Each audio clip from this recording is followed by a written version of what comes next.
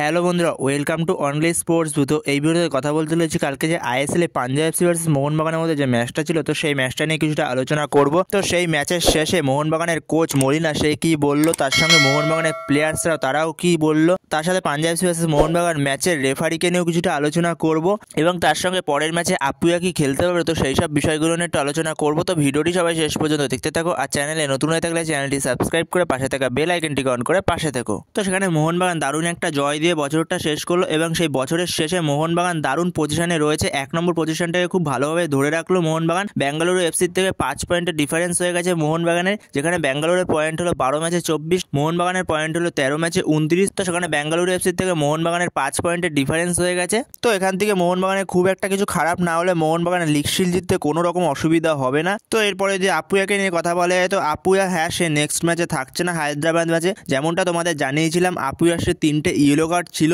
তো সে এই ম্যাচে যদি একটা ইয়েলো কার্ড দেখে তাহলে সে হায়দ্রাবাদ ম্যাচে থাকবে না। তো সেটা মোহনবাগানের জন্য খুব একটা দুশ্চিন্তা না। তো হায়দ্রাবাদ তুলনামূলক সহজ প্রতিপক্ষ, মোহনবাগানের কাছে খুব একটা অসুবিধা হবে না মোহনবাগানের জন্য।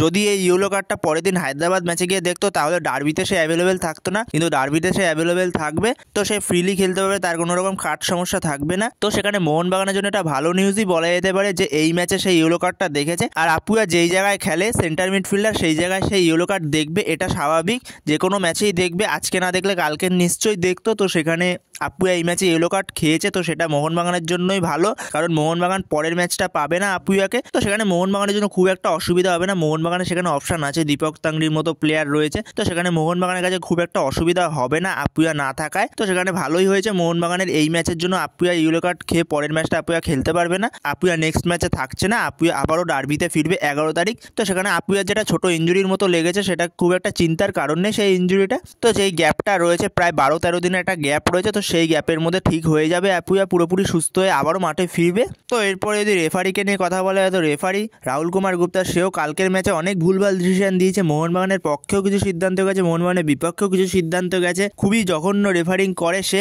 যে রাহুল কুমার গুপ্তা যেই ম্যাচেই থাকুক না কেন, সেটা দেখা যায় অজস্র লেভেলের লাল কার্ড বের করে, জঘন্য কিছু ভুলভাল সিদ্ধান্ত দেয় রাহুল কুমার গুপ্তা। তো সেখানে এই রেড কার্ডটা মনে হয় না দেওয়া উচিত ছিল রাহুল কুমার গুপ্তার। সেখানে প্রথম যে ইয়েলো কার্ডটা, সেটাও ঠিকঠাক ইয়েলো কার্ড টাইপের হয় না, যেটা লিস্টনকে ফাউল করেছিল, তাও ইয়েলো কার্ড দিয়েছে, সেটা ঠিক আছে, কিন্তু তাই বলে পরের ইয়েলো কার্ডটা দেওয়া উচিত হয়নি। হ্যাঁ সে ওই জায়গাটা হাততালি দিচ্ছিল, একটু অপমান করছিল রেফারিকে, তো সেই কারণে হয়তো সেই ইয়েলো কার্ডটা দিয়েছে, ডবল ইয়েলো হয়ে রেড হয়ে গেছে। তো সেখানে রেড কার্ডটা নিয়ে ডাউট রয়েছে। তো রেড কার্ডটা দিয়েছে মনে হয়, যেহেতু সে পরে একটা হাততালি দিয়েছে, তো সেই কারণে সেটা রাহুল কুমার গুপ্তার খুব একটা ভালো লাগেনি। তো সেই কারণে সে ইয়েলো কার্ডটা বের করেছে, সেকেন্ড ইয়েলোটা। তো সেখানে ওটা অ্যাভয়েড করতে পারতো। তো সেখানে রাহুল কুমার গুপ্তা কিছু কিছু ম্যাচে এমন কিছু সিদ্ধান্ত দেয়, সেখানে পুরো ম্যাচটাই খারাপ করে দেয় রাহুল কুমার গুপ্তার জন্য, পুরো ম্যাচটাই খারাপ হয়ে যায়। জানি না কেন এরকম বাজে বাজে সিদ্ধান্ত দেয় রাহুল কুমার গুপ্তা। তো সেখানে মানছি এটা রেড কার্ড দিয়েছে রেফারি। তো তারপরে তো লুকা ম্যাথসনের ইয়েলো কার্ড হয় না, ওটা জেনুইন রেড কার্ড হয়, যেটা আপুয়াকে ট্যাকেল করলো, এই ট্যাকেলটা পুরো জেনুইন রেড কার্ড হয়, যেভাবে ট্যাকেল করলো একটা বড়সড় ইঞ্জুরিও হতে পারতো আপুয়ার।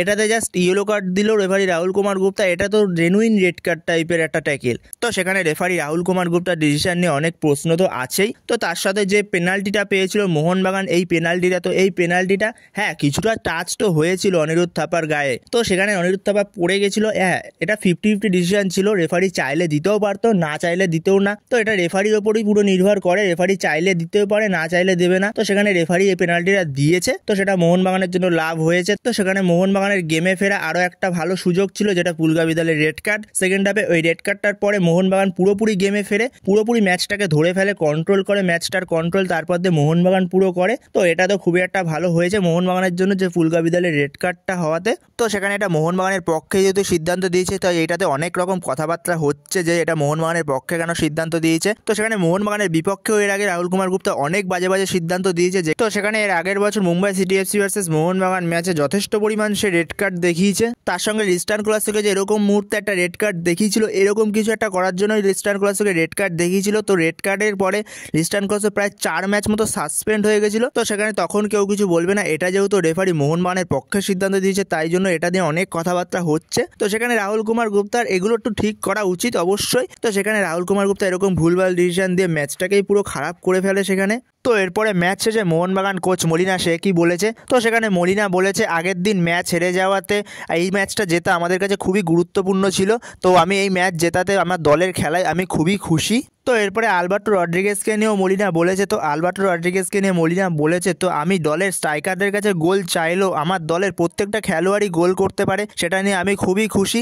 আলবার্তোর পাশাপাশি সুভাশিস বোস, টম অ্যালরেড সবাই এরা গোল করেছে। আমার যতটা সম্ভব মনে পড়ছে আমার টিমে 10 জন মতো খেলোয়াড় গোল করে ফেলেছে ইতিমধ্যে। তো ফুটবলে অনেক রকমের চোট, সাসপেনশন অনেক কিছু হয়ে থাকে, তো সেই সব নিয়ে আমার দলে খুব একটা প্রভাব পড়ে না। তো সেখানে আমার দলে যথেষ্ট ভালো ভালো প্লেয়ার রয়েছে, তো যারা মাঠে নামে তারা ম্যাচ জেতার জন্যই মাঠে নামে। প্রত্যেকটা প্লেয়ারই আমার দলের খুবই গুরুত্বপূর্ণ প্লেয়ার, তো কোনো প্লেয়ার না থাকলে সেই নিয়ে আমার দলের কোনো রকম চিন্তা নেই। তো সেখানে যখন গ্রেগ স্টুয়ার্টের কথা হতে তখন কোচ মলিনা বলে গ্রেগ স্টুয়ার্ট অবশ্যই ভালো প্লেয়ার, তো সেখানে গ্রেগ স্টুয়ার্ট না থাকায় আমাদের দলে কোনো রকম সমস্যা হয়নি। হ্যাঁ, গ্রেগ স্টুয়ার্ট যত তাড়াতাড়ি মাঠে ফিরতে পারবে সেটাই আমাদের জন্য খুবই ভালো, তো যে যত তাড়াতাড়ি সম্ভব সুস্থ হয়ে যেন মাঠে ফেরে, এটাই লাস্টে বলেছে কোচ মলিনা। তো এরপরে আলবার্টো রড্রিগেজ সে কি বললো ম্যাচ শেষে, তো সেখানে আলবার্তো বলেছে আমি আমার কেরিয়ারে ধারাবাহিকভাবে গোল পাচ্ছি, তো এর জন্য আমার অনেক পরিশ্রম করতে হয়েছে।